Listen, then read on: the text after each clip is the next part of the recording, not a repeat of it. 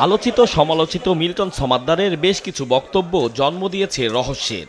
এক এক গণমাধ্যমকে এক এক সময়ে ভিন্ন ভিন্ন রকম বক্তব্য দিয়েছেন তিনি।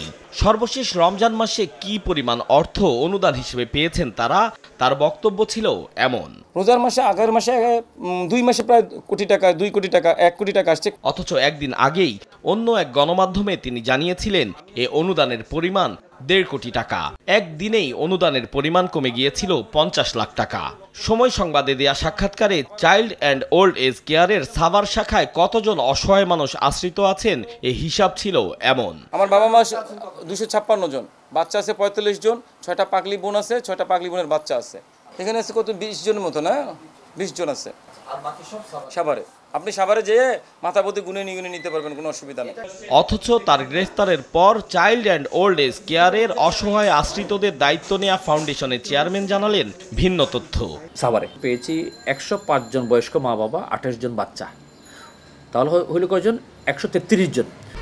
1, 2, 3 ঢাকায় জমি জিতে নিন 100% ক্যাশব্যাক সহ 20 কোটি টাকার পুরস্কার। তার গ্রেফতারের পর রিমান্ডে জিজ্ঞাসাবাদে 900 মরদেহ দাফনের বিষয়টিও অতিরঞ্জিত বলে স্বীকার করেছেন তিনি নিজেই, যা জানিয়েছেন ঢাকা মহানগর গোয়েন্দা পুলিশ প্রধান। সেটা বলে যে আসলে 900 লাশ তো আসলে আমি কবর দিইনি, আমি আসলে 900 লাশ আমি বেসিক্যালি সোশ্যাল মিডিয়ার মাধ্যমে প্রচার করে আমি টাকা জন্য এগুলি করেছি। সেটা পরবর্তী সে বলেছে যে 135টা লাশ সে দাফন, 135টারও কিন্তু সে এখনো হিসাব দিতে পারে নাই। বিভিন্ন সময় বারবার গণমাধ্যমে মিল্টন সমাদ্দার অভিযোগ করেছেন অসহায় অসুস্থদের চিকিৎসা দেয়া হয় না কোনো সরকারি হাসপাতালে। কোথায় চিকিৎসা হয় না, কোথাও আমরা কোনো হসপিটালে নিয়ে যাই না, ভাই। আপনাদের এত দায়িত্ব আমি নিতে পারবো না, আর এত টাকা আমার কাছে নাই। আমার এখানে ভাগ্যে যা আছে তার উপরে আমরা যতটুকু বুঝি, আমরা ততটুকু সেবা দেই, মারা গেলে এখানেই। কিন্তু আলহাজ শামসুল হক ফাউন্ডেশনের চেয়ারম্যান বললেন ভিন্ন কথা।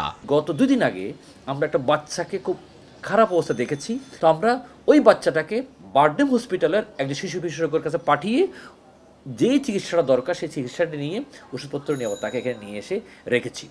আগামীকালকেও আর 2 জন রোগী আমরা এখান থেকে পাঠাবো, একজন বারডেমে যাবে, একজন যাবে ডিএমসি ঢাকা মেডিকেল কলেজে। বললেন অসহায় এই আশ্রিতদের আহার এবং চিকিৎসা সহায়তা দিতে এ দায়িত্ব নিয়েছেন তারা।